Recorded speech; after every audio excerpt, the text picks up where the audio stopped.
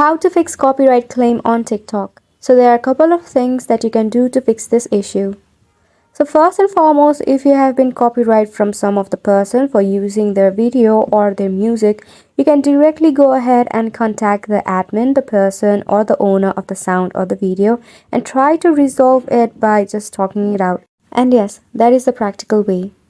On to the second part, if you really want to use the music, try to use some music that is not copyrightable.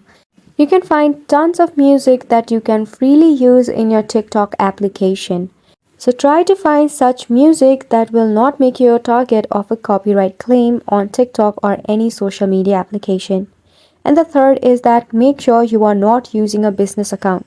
To check that, tap on the three-line icon at the top and head to your settings and privacy and go to the account section. So right here, as you can see, there is switch to business account, which means that I'm currently using my personal account. That makes me eligible to use any of a music without having a copyright claim. If it shows the option of switch to personal account, it is most likely that you are using a business account. So make sure to switch to your personal account by simply tapping on the option. And that's how you can simply solve your issue of copyright claim. So go ahead and give this a try, and thank you so much for watching.